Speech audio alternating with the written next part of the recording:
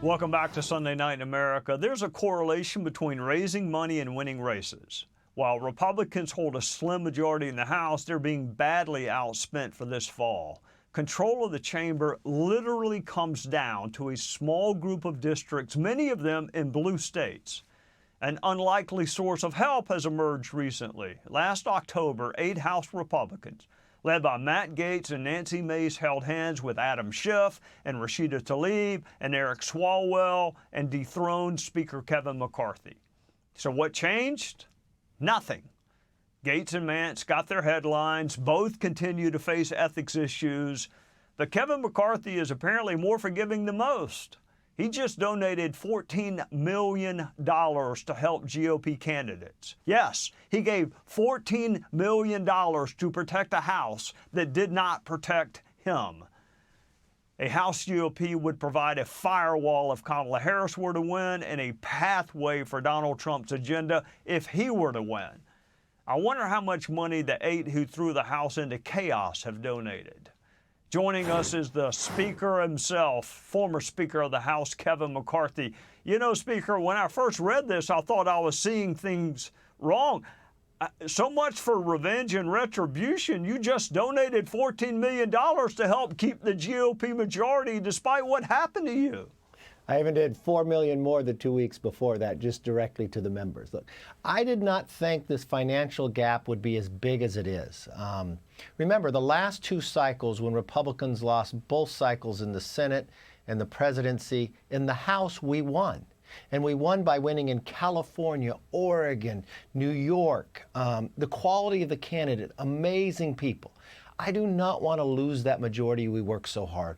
And the difficulty here is if the Democrats were to win Congress, they would try to impeach President Trump the very first day like they tried before to stop all that movement that we've been able to grow through the success. So I want to make sure we kind of fill that gap and we've got really good people running and good opportunities.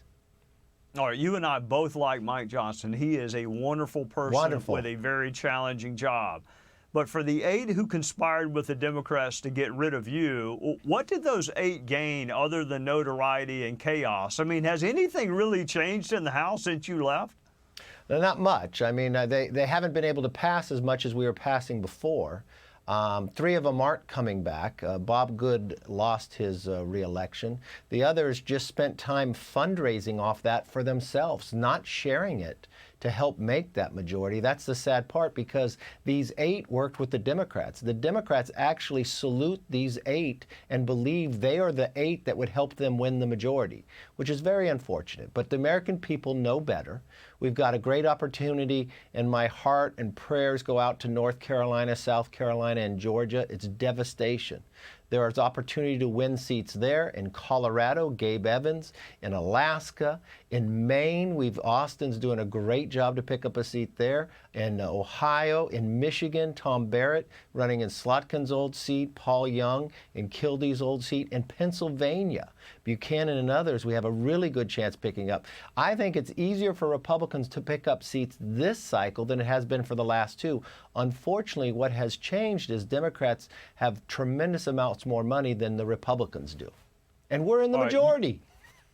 You raised something that I think most of our viewers, I wouldn't know it if I hadn't served alongside you, and that's what we call the majority makers. Those districts are not in South Carolina. They're not in South Georgia. It's California, New York. I was just in Oregon last night where you actually picked up a seat in Oregon, of all places. So those are the seats where Republicans are winning, even though Biden won and Harris may win. So it's really Republicans running in blue states. That's the majority maker, right? Not only just blue states, blue seats. These are seats that Biden carried, that these amazing members like Lori Chavez Dreamer, Mike Garcia, former F-18 pilot, Naval Academy graduate running in Los Angeles. Or you look at a Mike Lawler. Or you look like Juan Ciscomani down on the border of Arizona. Why Republicans lost all statewide tickets. Juan was picking up a Democrat seat. Or John James sitting in Michigan. These are extraordinary candidates that the candidates themselves made a difference, that even though the district would have voted Democrat, they were so good they voted for them. Former Speaker of the House Kevin McCarthy still trying to help House Republicans even a year after they did not help him. Thank you for joining us on a Sunday night. Thank you, Trey. Hey, Sean Hannity here. Hey, click here to subscribe to Fox News YouTube page and catch our hottest interviews and most compelling analysis. You will not get it anywhere else.